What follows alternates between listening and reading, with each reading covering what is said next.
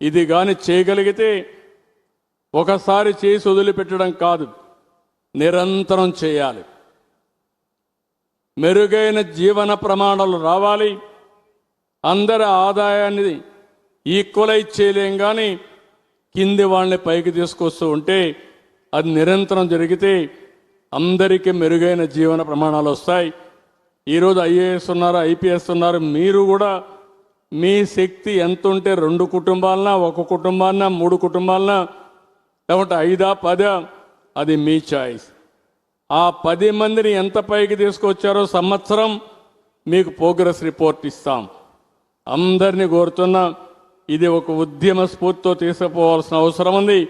అన్ని ప్రోగ్రాముల కంటే ఈ ప్రోగ్రాం కానీ మనం సక్సెస్ చేయగలిగితే మానవత చాటుకున్నట్టు అవుతుంది.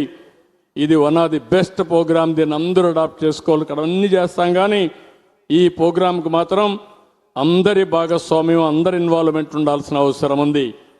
నెక్స్ట్, ఇప్పటికి మీరు చూస్తే ఎన్టీపీసీ వచ్చారు 1,87,000 కోట్లు. భారత్ పెట్రోలియం వచ్చారు 96,862 కోట్లు. రిలయన్స్ 65,000 కోట్లు. ఆర్సీఆర్ మిత్తల్ ఫేజ్ 1 61,000 కోట్లు. రెన్యూ 22,000 కోట్లు. పీసీబీఎల్ 5,372 కోట్లు. LG 5,000 crores. టీసీఎస్ 1,450 కోట్లు. మొత్తం ఈ పక్క చూస్తే జూపిటర్ 2,700 కోట్లు. ప్రీమియర్ ఎనర్జీస్ 2,700 కోట్లు. కళ్యాణ్ ఈ డిఫెన్స్ ఎక్విప్మెంట్ 1,430 కోట్లు. అశోక్ లైలాండ్ 170 కోట్లు. మొత్తం ఇప్పటికైతే 9,34,000 కోట్ల రూపాయలు 11 నెలల్లో ఎంఓయూలు చేశాం. దీనివల్ల 8,50,000 మందికి ఉద్యోగాలు వస్తాయి. దీన్ని ప్రతి ఒక్క క్యాబినెట్లో కూడా మీరు చూస్తే నిన్న కూడా కొన్ని క్లియర్ చేశాం. రేపు క్యాబినెట్ వస్తుంది, అవి కూడా క్లియర్ చేస్తున్నాం.